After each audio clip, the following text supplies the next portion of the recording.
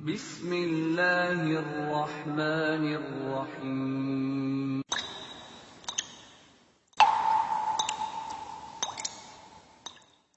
Cara tips sukses menghafal dan mengamalkan Al-Quran sesuai dengan pengalaman antum.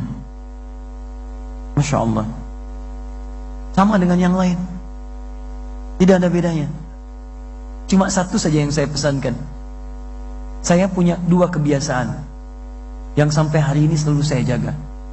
Satu, saya bukan hanya ingin menghafal, tapi saya mencintai Al-Quran. Saya sudah menanamkan cinta terhadap Al-Quran, khususnya sejak ayah saya meninggal. Jadi begitu beliau meninggal dunia, hanya mewariskan mushaf.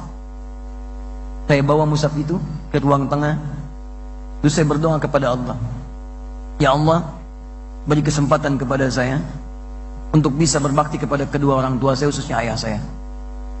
Beri saya kesempatan untuk bisa memberikan nilai-nilai kebaikan seperti ayah saya memberikan kebaikan sejak saya kecil. Kemudian Masya Allah, saat itu saya bermohon kepada Allah. Kemudian saya tanamkan rasa cinta kepada Al-Quran, karena Quran yang terbaik untuk bisa memberikan nilai-nilai kebaikan. Satu hurufnya 10 pahala. Jadi itu saya kira pahala terbaik untuk bisa disampaikan, jadi wasilah untuk ayah saya. Biiznillah, biiznillah. Contoh apa yang terjadi? Ketika cinta itu dihadirkan dan mulai membaca Quran, mulai menghafalkannya, dan Alhamdulillah Qurannya yang datang. Ya, Qurannya yang datang. Saat itulah kemudian datang hafalan. Kita mau menghafal 8, datang 40 ayat. Datang dengan nomornya, datang dengan terjemahannya, datang dengan macam-macamnya. Dan dijaga kecintaan itu. Ketika antum mencintai Al-Quran, seperti antum mencintai manusia, mencintai yang lainnya, antum akan jaga. Antum cinta anak antum berikan yang terbaik. Antum cinta Al-Quran, antum berikan yang terbaik untuk Al-Quran. Pegang Al-Quran dengan baik, rasakan dalam jiwa, amalkan setiap isinya, pegang teguh keadaannya. Maka ketika antum akan cintai Al-Quran, cinta Al-Quran akan datang kepada antum. Itu yang pertama. Yang kedua, tingkatkan takwa kepada Allah Subhanahu wa ta'ala. Takwa itu tingkatkan amal soleh, jauhi maksiat. Ketika antum pegang teguh ini, maka Allah akan tanamkan pengetahuan pada diri antum. Quran surah kedua ayat 282, paling kiri sebelah bawah di ujung ayatnya. Perhatikan kalimatnya, wattaqullah wa yu'allimukumullah. Tingkatkan takwa kepada Allah, maka Allah tambahkan pengetahuan kepada antum.